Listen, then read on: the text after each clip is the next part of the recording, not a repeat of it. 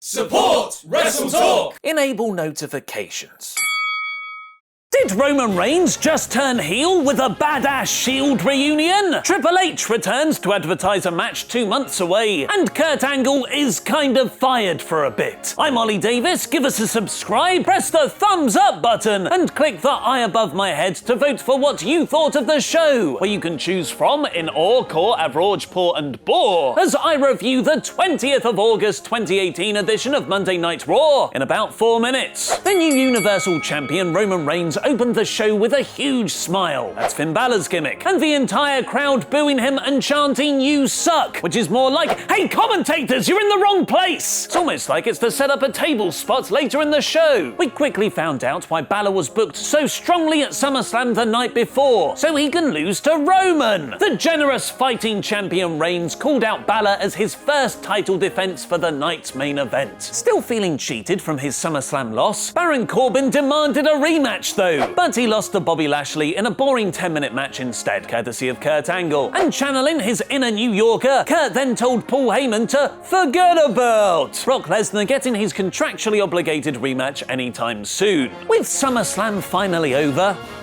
it is over, right? It's time to start a new chapter in WWE. New feuds, new storylines, a few roster shakeups perhaps, which began with Ember Moon, Sasha Banks and Bayley taking on, oh my god, it's the Riott Squad again! This was a good match, they always are, but I'm tired of them and I want it to stop. Triple H came out in full babyface mode next, saying that he's not going to wrestle the Undertaker because it truly was an end of an era match at WrestleMania 28, which is why he will wrestle The Undertaker at Super Showdown! What?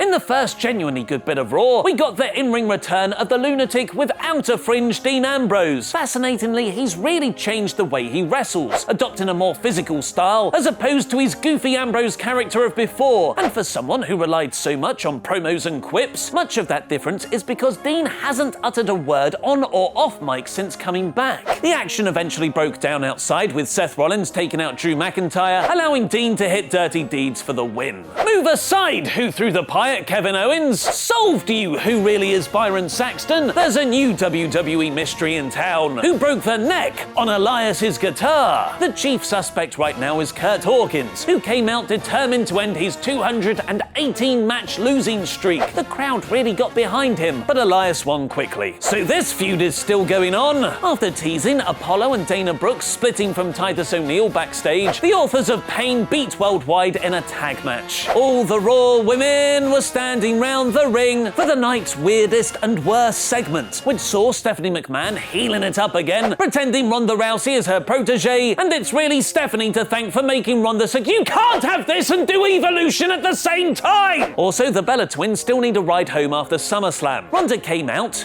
cut an awkward promo about Natalya being the cornerstone of the women's division, yada yada yada, and then put Stephanie in an armbar. The faces celebrated with Rousey, while the heels helped McMahon. WWE have done a great job with Ronda, but in so doing have systematically dismantled the entire Raw women's division into a simplistic, outdated 80s wrestling cartoon. It's quite easily the worst part of every month. Oh no, wait, that's the tag division. Scott Dawson beat Bo Dallas, and then Dash Wilder beat Curtis Axel. If there was ever a time to shake up the Raw teams, it was tonight. Recovering from the armbar backstage, Stephanie then forced Kurt to go on vacation for a while, replacing him with Baron Corbin as GM, which at this point is a babyface move because Angle is terrible at his job. Despite Balor finally getting the rematch for the Universal title he never lost, and Braun Strowman warning him he'll cash in his briefcase on the winner, Finn decided this wasn't a job for the Demon. Hey, this match is important, but it's not Baron Corbin at SummerSlam important. What are the rules? What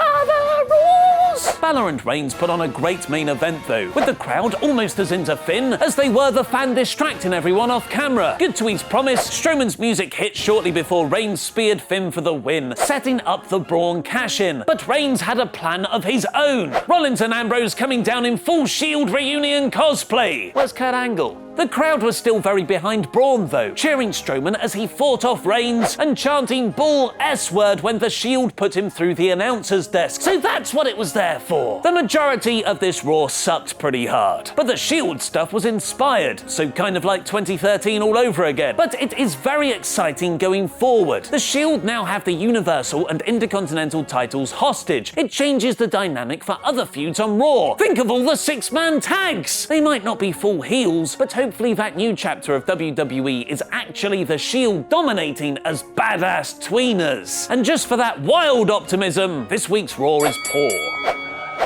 Chris Jericho nearly returned at SummerSlam as New Japan's IC champion. Click the video on screen to find out more. And also click the picture of me and Luke to become a WrestleTalk Patreon today. I've been Ollie Davis, and that was wrestling.